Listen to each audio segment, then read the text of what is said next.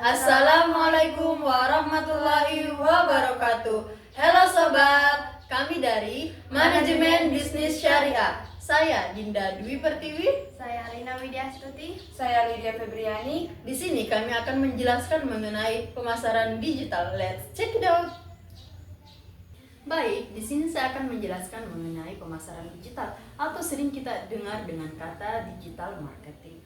Nah, perlu kalian ketahui, pada tahun 1900, pada saat itu digital yang ada itu telepon, telegram, dan radio. Nah, seiring berjalannya waktu sudah muncul yang namanya televisi, surat elektronik, bluetooth, dan pada tahun 2005 sudah ada yang namanya SEO. Nah, pada tahun 2020 itu sudah ada namanya TV hologram, dan sampai sekarang tahun 2024 sudah ada lagi yang namanya AI. Nah, perlu kita ketahui apa sih itu pemasaran digital? Jadi, pemasaran digital adalah praktik dari memasarkan atau mempromosikan suatu produk dan jasa menggunakan saluran digital melalui komputer, telepon genggam, smartphone, dan media digital lainnya. Hal ini melibatkan metode dan alat seperti branding, sosial media, konten marketing, email marketing, video production, SEO, website, app development, dan SEM. Nah, apa sih yang menarik dari pemasaran digital ini? Jadi, pemasaran digital ini marketingnya sangat tepat untuk generasi milenial dan generasi Z. Nah, menurut faktanya 56% orang-orang membicarakan jasa dan produk melalui sosial media seperti all shop, seperti TikTok, Instagram, Facebook, dan sosial media lainnya. Nah, generasi online saat ini sangat senang menuliskan ulasan mereka terhadap produk yang mereka belanja. Nah, jadi seperti Shopee, TikTok, mereka menuliskan semua pendapat mereka mengenai apa yang mereka belanja pada platform tersebut. Nah, sebelum kita melakukan pemasaran digital, kita harus mempunyai strategi terlebih dahulu. Yang pertama, konten marketing. Nah, kita harus tahu konten marketing kita ini seperti apa, konten apa sih yang sedang tren sekarang, konten apa sih yang sedang dibuat orang-orang sekarang. Nah, jadi kita riset dulu konten apa, setelah itu baru kita buat yang namanya konten marketing. Nah, konten marketing ini adalah pemasaran melalui konten-konten. Jadi kita masukkan potongan-potongan video, contohnya seperti ini. Baiklah, minumlah es kopi signature di Teras Sentani. Yang suka mocktail juga ada, Tropic Thunder, ada diskon happy hour.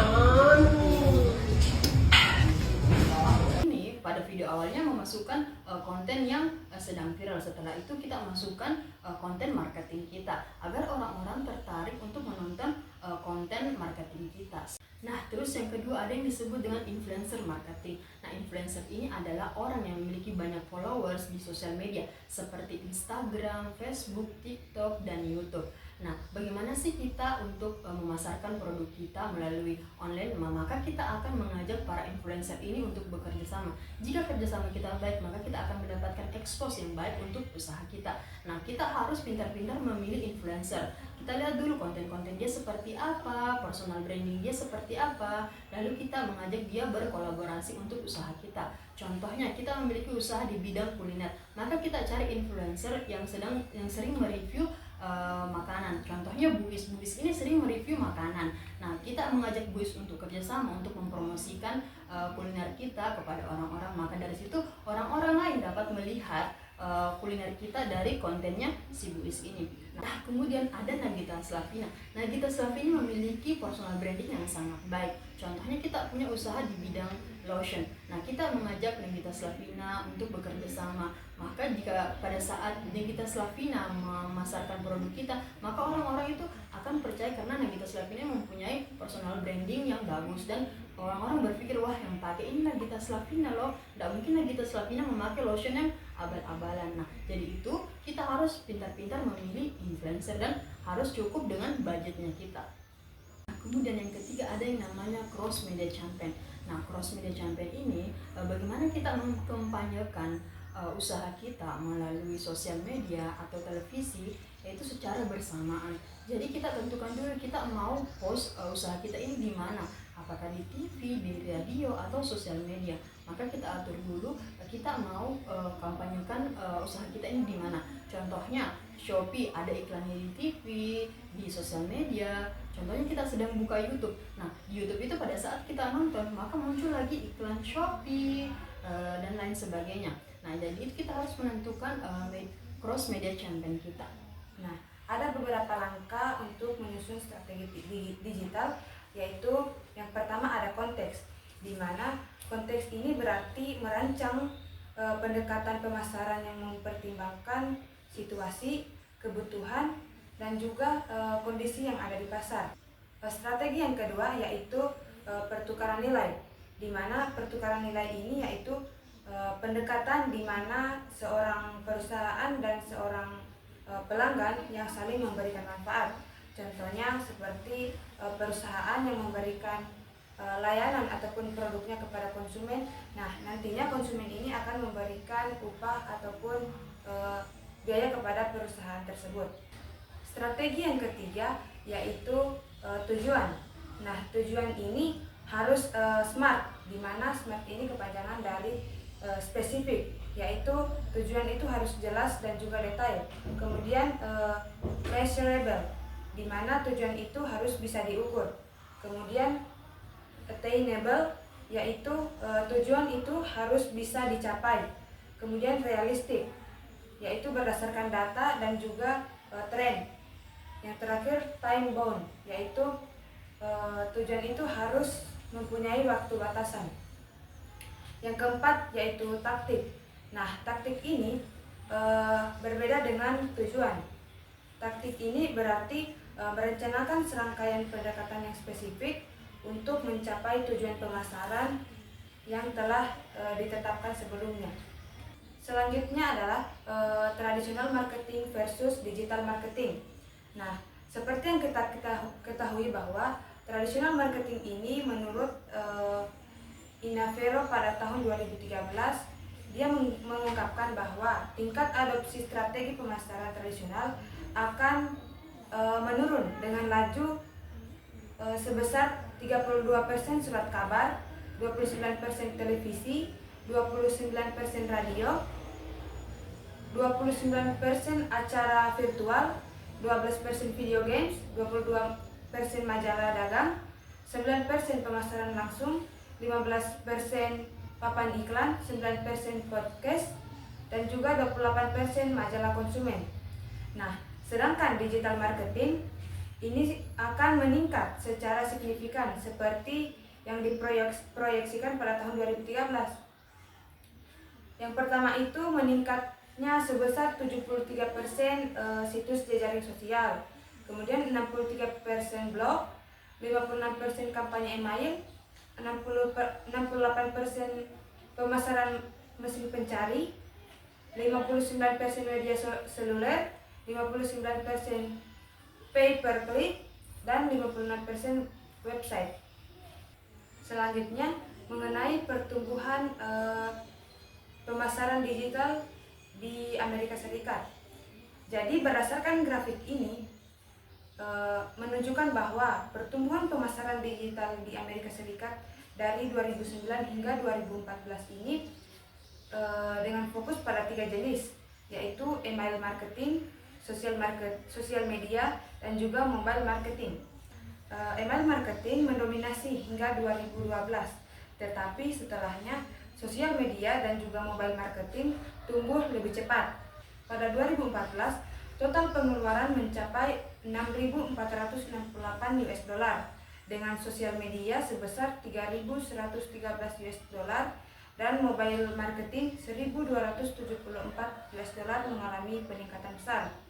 Nah, tingkat pertumbuhan tahunan tertinggi terjadi pada sosial media, yaitu sebesar 34%, dan pada mobile marketing sebesar 27%, menunjukkan pergeseran ke pemasaran berbasis teknologi mobile dan juga media sosial. Nah, pertumbuhan pesat ini mencerminkan pertumbuhan dalam cara berbisnis, berinteraksi dengan konsumen secara digital. Selanjutnya, pada bagian populer taktik strategi pemasaran digital.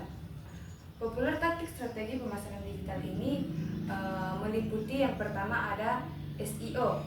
Nah, SEO ini adalah praktek mengoptimalkan situs untuk peringkat lebih tinggi pada pencarian mesin. Kemudian yang selanjutnya iklan online. Nah, iklan online ini meliputi periklanan di semua bidang internet, iklan di media, iklan di jaringan sosial dan perangkat mobile, dan tampilan iklan di website normal. Selanjutnya, iklan pencarian. Ya, iklan pencarian ini hanya membayar ketika seseorang mengklik iklan mereka. Selanjutnya, afiliasi pemasaran. Nah, afiliasi pemasaran ini adalah suatu sistem penghargaan di mana seorang referen ini diberikan biaya vendor. Kemudian pemasaran video. Pemasaran video ini melibatkan menciptakan konten video, bisa berupa iklan video langsung ataupun hal yang berharga, berguna untuk konten pemasaran. Kemudian media sosial. Nah, media sosial juga ini dikenal sebagai konsumen media, yaitu media yang dibuat untuk dibagikan.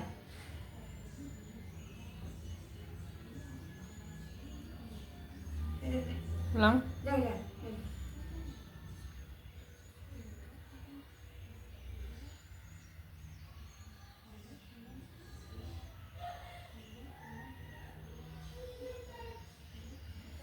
Selanjutnya media sosial. Media sosial juga ini dikenal sebagai konsumen media, yaitu media yang dalam bentuk teks, visual dan juga audio dibuat untuk dibagikan. Yang terakhir ada pemasaran email. Nah, email ini adalah bentuk langsung pemasaran yang memberikan komersial dan pesan berbasis konten kepada audiens. Hal ini sangat selanjutnya, kemudian pemasaran email. Pemasaran email ini adalah bentuk langsung pemasaran yang memberikan komersial dan juga pesan yang berbasis konten kepada para audiens.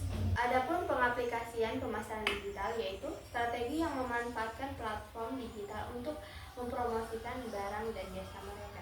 Yang pertama ada SEO, strategi dunia digital marketing. Ini untuk meningkatkan visibilitas suatu website. Yang kedua, content marketing, membuat blog, artikel, video untuk menarik perhatian audiens. Yang ketiga, social media marketing seperti Instagram, TikTok, Facebook, Twitter untuk mempromosikan barang dan jasa mereka. Yang keempat, email marketing, mengirimkan promosi atau informasi penting kepada pelanggannya. Yang kelima, pay per click, iklan berbayar. Jadi, pengiklan ini akan membayar iklan mereka ketika iklan mereka diklik. Yang keenam, affiliate marketing, pemasaran melibatkan pihak ketiga untuk mempromosikan barang dan jasa mereka. Jadi, pihak ketiga ini akan mendapatkan komisi ketika mereka dapat menjual barang dan jasa tersebut. Yang ketujuh, influencer marketing, menggunakan individu yang mempunyai pengikut banyak di sosial media. Yang ke-8, mobile marketing, misalnya melalui aplikasi SMS atau iklan dalam aplikasi. Nah, ada pun 7 langkah menuju kampanye pemasaran digital yang efektif. Yang pertama, mengembangkan rencana seperti tentukan tujuan pemasaran, yaitu meningkatkan penjualan dan memperkenalkan produk baru. Yang kedua, jadwal konten seperti buat tema mingguan atau bulanan, waktu postingnya optimal dan evaluasi jadwal konten. Yang ketiga, kreatif baru, inovasi dalam pemasaran digital sangat berperan penting untuk menarik perhatian audiens. Yang keempat, iklan PPC dan RTB. Dua metode ini yang sering digunakan dalam pemasaran digital. Yang pertama PPC yang saya sebutkan sebelumnya, dan yang RTB ini iklan yang dibeli dan dijual secara real time melalui lelang otomatis. Yang kelima, medsos. Yang keenam, di situs CEO. Yang ketujuh, hasil ulasan.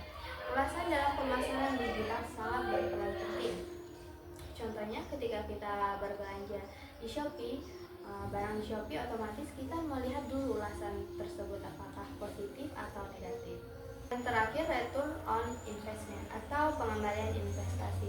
Ini yang digunakan untuk mengukur efektivitas pemasaran digital dengan membandingkan keuntungan yang dihasilkan dan dengan biaya yang dikeluarkan.